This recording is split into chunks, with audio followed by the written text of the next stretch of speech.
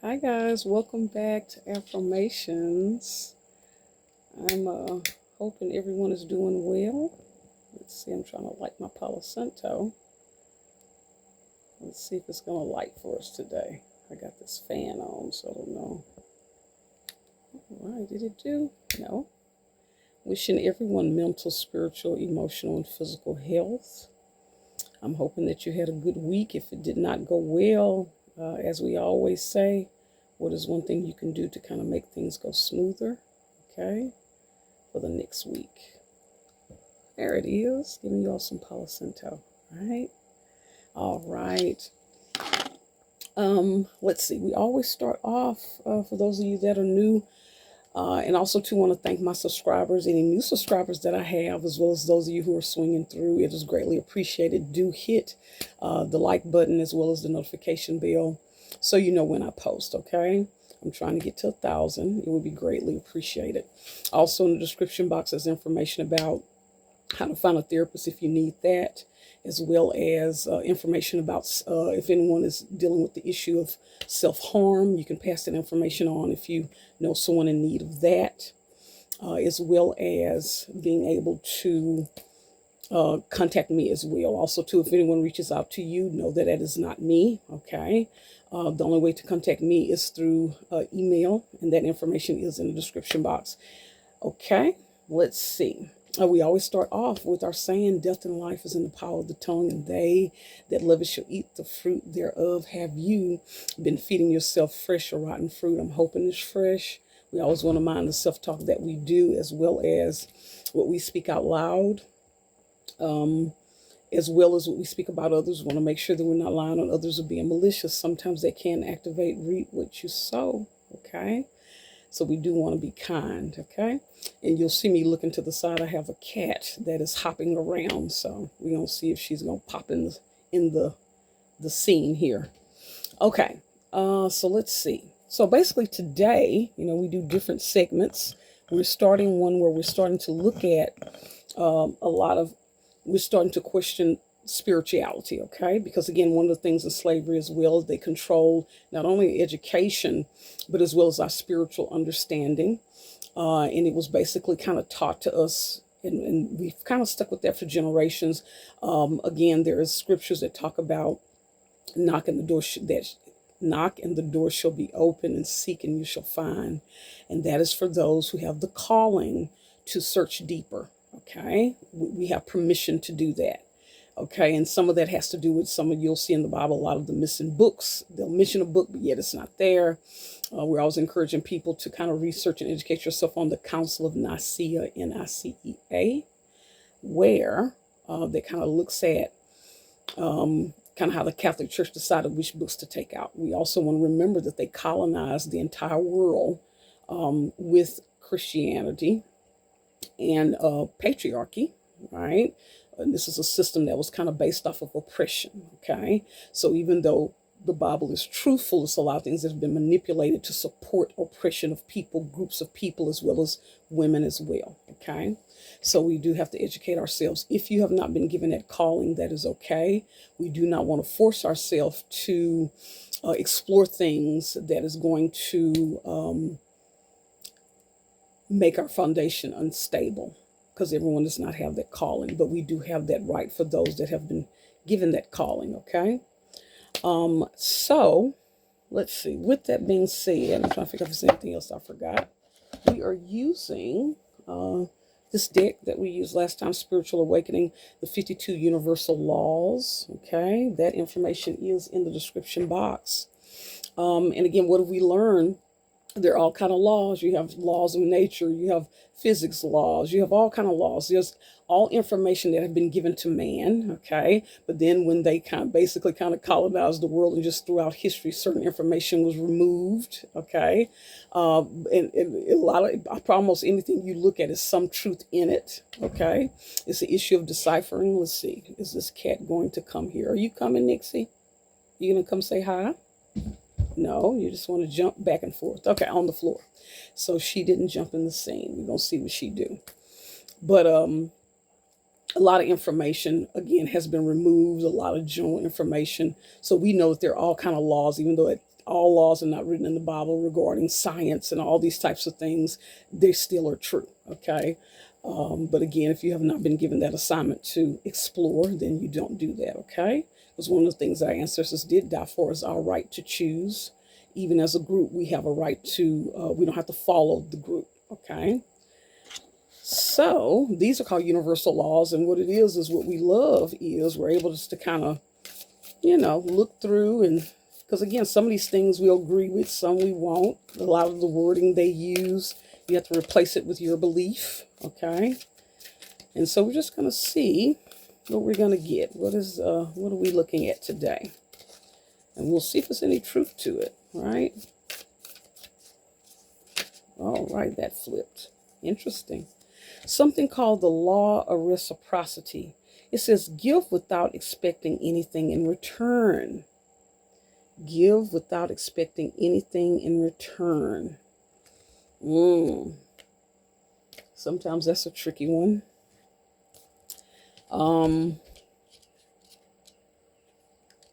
that's a kind of tricky one. Let's see. Let me find it in the book because they have it in a certain order. They don't put it in alphabetical order. The law reciprocity. Let's see what we got here. Where is this located?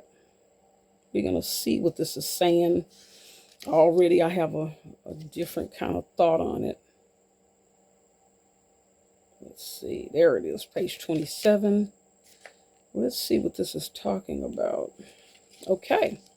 It is saying, it says the universe is a quantum field where everything is connected. Okay. There is a mutual dependence, action, and exchange between you and the universe. So again, they use words like the universe. I like to say between me and the Most High. That's what I choose to use, right? You get what you give and you reap what you sow. This is interesting. You get what you give. And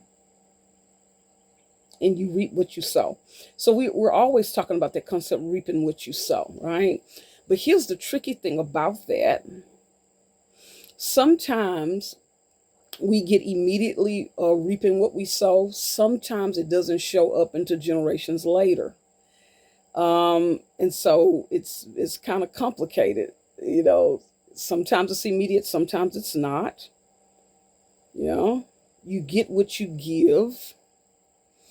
That's kind of interesting because sometimes you'll find people, we always talking about the role of master slave, where you'll overgive, right, to the point to where it's an imbalance and there's no self-care, and you're over catering and you're not getting any of that in return. Let's see, you get what you give. I'm trying to play with this one. So let's say if you're an overgiver. Yeah, if you're overgiving. What I will say is if you overly give and you are not equally yoked, we always talk about that, be ye not unequally yoked. It could be an imbalance to where normally the way it's supposed to work, whatever you're giving, normally you're supposed to get that back. This is one way you know if you're unequally yoked, right? If you are overly giving or putting a lot of energy into a thing and someone else is not even participating in that. So that is a good indication that you're not where you're supposed to be, or that you're not around the right group, people, places, or things. Okay. It says, whatever you send to the cosmos, that's a concept that whatever you put out comes back. Whether it's good or bad, it must be returned. And that's an interesting thing too. And then sometimes whatever you put out, you won't get that exact thing back. Somehow life has a way of sending something back to you that seems like it's not even related, but yet it's some negative coming back. Okay, and we already know biblically that's how we can also fact check these things too. A lot of this stuff, these principles, are nothing new under the sun. This is basically biblical. It says, this is the law of mutual exchange. Therefore, every action has an equal and opposite reaction, right? That's one of those physics laws, right? It says life is like playing a game of boomerang. Whatever you give to life is returned to you and multiplied abundantly. Interesting. And you'll see some people where it looks like they're not getting it back. But sometimes people have a good poker face. It appears that they're getting away with things, but there are a lot of things behind the scenes that are going on, where it is consequences to the behavior, but you just can't see it. Okay. It's time to open the secret key to abundance service. You are infinitely powerful spiritual being capable of miracles. And we already know that's true. It talks about the faith of the mustard seed, right? But you must remove the veil from your consciousness to harness this divine skill. By drawing this card, it indicates for you to consider doing 3 random acts of kindness today. You must not have any expectations of getting anything in return. The same life force that created the stars is ready to unleash within you. So again, life force, we know the Most High created us, right? And so we're all connected in that way. Okay, so it talks about random acts of kindness without expecting anything in return. It says, do 3 anonymous acts of kindness today. Journal how did it feel and any epiphanies that you had. So again, this is what's so interesting. We always are talking about this master-slave dynamic. What happens is you have these people that are overgivers, right? They're always doing that, not expecting anything in return. But if you're a person that's overly giving, you're draining your energy. And sometimes people who are users or takers will attach themselves to people that overgive. So it's an imbalance. Again, if it's not reciprocated, if it's not balancing out, if it's to the point where you are exhausted and to where you are not able to take a break and restore and put energy back into yourself, that's a sign that you're not equally yoked, or that things are in balance, or that something's off, and that it could be some master-slave dynamics going on there, okay? The law of reciprocity. Also, too, with giving, it is a beautiful thing to be able to give without expecting anything. I do think about, mother-child type relationships. That is a thing that is kind of built in. And even father-children relationships as well, but definitely more so mother-child relationships. But we do have to watch that, because, again, part of slavery is that they had us to overly do and serve to the point of harm. If you're serving to the point of self-harm, to where there is neglect and to where there is lack, something's off. Okay, so you have to watch that to make sure it's balanced. Okay, let's see. We're also going to pull, 100 positive affirmation cards, okay? We've used this one before. This card deck also is in the description box. Let's see what we get. And then sometimes you'll see some people give, you're right, and to control, to manipulate, to obligate, right? So we have to watch that. It's nothing wrong with bartering, right? We all have to. There's a card that fell. We all kind of are connected in some way, and it's nothing wrong with an equal give and take. Even if you give and then later you ask a person for support, the issue is that, let's say if they decide not to do that, you can't hold that against them and say, well, I did this for them, so therefore, I'm not going to help them anymore. So that is where it gets off. We want to make sure that, again, people have a right to exchange or not. But again, you want to make sure that you're not unequally yoked in that giving. And we want to make sure that there is balance. This is interesting. So 3 fell out. Let's see. Let's see which one we think is a good one.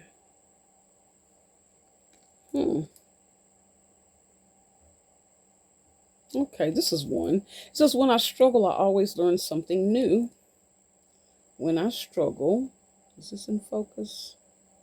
Looks like it doesn't want to focus. Yeah, I always learn something new. Let's see what it's saying. What did you learn that you can use next time, right? So even with the giving, or let's say receiving, people are giving things to you, and then you realize they're asking things of you and it's making you uncomfortable. Okay, you need to be able to connect that dot. If you're feeling obligated to people, right? And so a lot of times people are giving and you're not even asking, but then they're being manipulative and making you feel uncomfortable. You need to connect that dot and see what can I learn from this? What did I learn from this? And so sometimes you might have to state to a person, I thank you giving this to me. I just want to clarify. Sometimes people are giving because you're expecting something. Clarify that. Yeah. And also too, we also participate in things. Again, we don't have to participate in that. If someone gives something, we can say thank you. We don't have to participate in the manipulation. We can ignore it. Yeah. But again, if people are coming trying to give, we do want to, kind of call that out, especially if we see a pattern with a person overly giving and then coming around, putting us in situations where we're feeling obligated. Okay. And so this is kind of tricky. Yeah. And I definitely think about male-female dynamics sometimes in relationships, right? With this give and take. I want you all to look up what they call feminine energy and masculine energy. Women are receivers, right? Men, again, even though we live in a world where this is starting to almost not be true, are givers, provider protectors.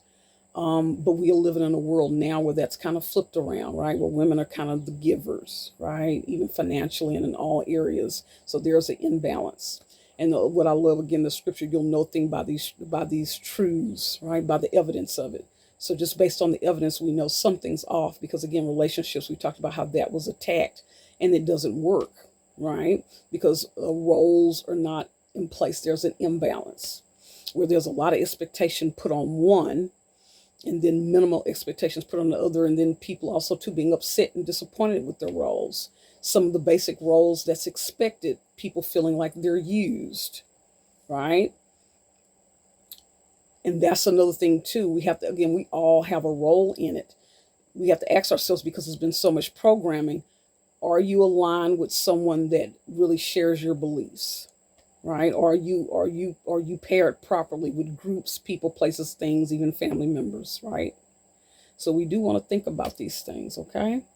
And so with that, I want to thank you all for joining me again. Like, share, and subscribe. And I am going to end it with my saying that I always say at the end: everyone has a right to heal from trauma, even a race, nation. And until next time.